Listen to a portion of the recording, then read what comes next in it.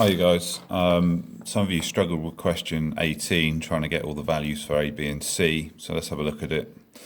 It says the shape of a pool consists of a rectangle V joined to the equilateral triangle BFA and the semicircle CDE, shown in this figure. Given that AB is X meters, EF is Y meters, and the area of the pool is 50 meters squared, showed this expression. So again, let's not get too focused on showing the expression. Let's just work it out bit by bit. So I know it's 50 meters squared is the area there. So what can I link together? Well, I should be able to link together the fact that there's areas here. So we need to find expressions for these areas. So if the triangle is equilateral, then this must be X as well. I also know with an equilateral triangle, the angle here is 60 degrees, or pi by 3 in radians. So I can work out the angle of the area of a triangle based on half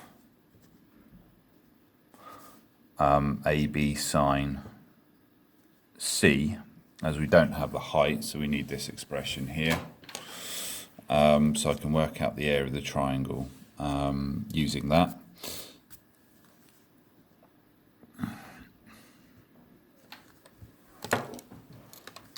Okay, so it's my two sides and the angle in between. So my two sides here are X and the distance X, and it's sine of pi by 3. So the area of that triangle is X squared over 2, and sine of pi by 3, or sine of 60, we should know is root 3 over 2. So I get X root 3, or X squared root 3 over 4 for that area there. This area here is just X times Y, and this area here, we know pi r squared for a circle, so for a semicircle it's going to be, so the radius is going to be X over 2, and it's just half the area, isn't it? It's just going to be a half of pi x over 2 all squared, and that's the area of the circle. Okay, so when we work out this here, we can now combine the total areas. What do we know? We know it's 50 meters squared,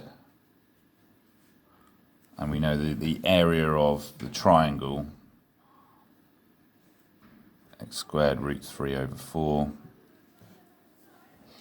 and then we're adding XY, and when we simplify this is going to be pi x squared over 4 there and a half here. So that will give us pi x squared over 8 here. So we've added all the areas together.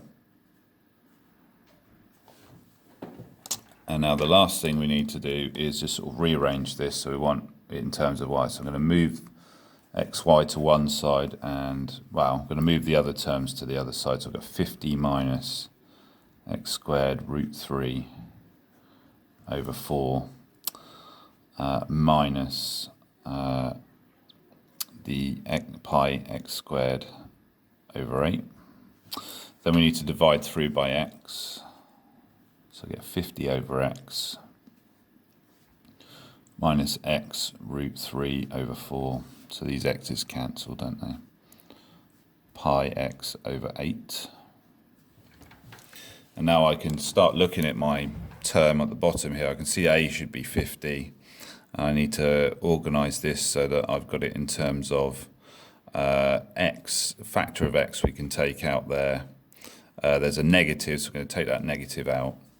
And here you can see that's 2c and pi. Well, what's going to make this pi on its own is if I take a factor of 8 out. So if I take a factor of 8 out,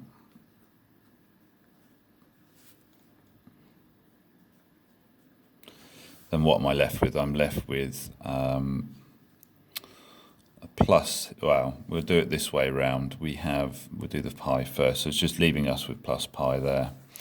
And then this next term here will just be plus 2 root 3. You can see the 2 root 3 divided by 8 is the same as root 3 over 4. Okay, so that's our terms there. We can see that A is 50, B is 8, and C is 3. So I'd write that down here. 50, 8, and 3.